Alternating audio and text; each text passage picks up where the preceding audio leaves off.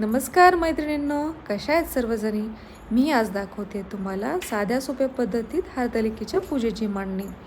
तर पहिल्यांदा मी स्वच्छ फरशी पुसून त्यावर स्वस्तिक काढले. जिथे तुम्हाला पूजा मांडायची तिथे एखादी स्वस्तिक किंवा रांगोळी काढून घ्या. त्यानंतर पाटाची मांडणी करा आणि पाटाच्या भोवती नंतर सुशोभी करण्यासाठी रांगोळी काढून घ्या.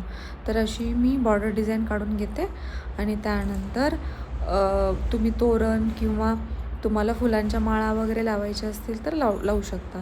मला खूप कमी वेळ असल्यामुळे मी इथे फक्त आंब्याचे ढगळे इथेच उभे करत आहे. तर उभे करण्यासाठी काही मिळत नव्हतं तर मी इथे रांगोळीच्या डब्यांचा उपयोग केला आहे. तर रांगोळीच्या डब्यांवरती मी ते व्यवस्थितपणे आंब्याचे ढगळे मांडून घेतली आहेत. आंब्याची ढगळे व्यवस्थित अशी मांडा की तुमच्या ते पूजेच्या मध्ये येणार नाही. तर मी या प्रकारे आंब्याची ढगळे मांडून घेतली आहेत आणि ही व्रत करण्यासाठी तुम्हाला दिवसभर उपवास पकडावा लागतो. आता पहिलं आपण पूजेची तयारी बघू. पाण्याचा लोटा, त्यानंतर पंचामृत, त्यानंतर हळदी कुंकू, गुळ खोबऱ्याचा नैवेद्य, धूप, नंतर वटीचं सामान, नंतर नागिनीचे वेलाचे पानं, नंतर काही फळं घेतलेली आहेत मी इकडे. तर तुम्हाला जे घरामध्ये अवेलेबल असतील ती फळे घ्या तुम्ही. तर मी सर्व फळे घेतलीत माझ्याकडे जी आहेत. प्रथम मी पहिल्यांदा दिव्याची पूजा करून घेते.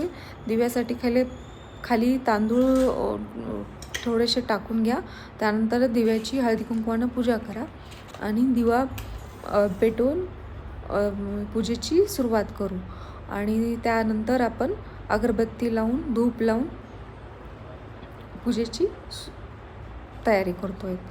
तर या प्रकारे मी दिवा लावून घेतला आहे आणि स्वतःला पण हळदी कुंकू लावून घ्या. आणि हा आहे आपल्या पार्वतीसाठी ओटीचं सामान. तर त्यासाठी पीस, तांदूळ, तर मला जे काही अर्पण करायचं मातेला, नेलपेंट, बांगड्या आणि टिकली वगैरे जे काही अर्पण करायचं ते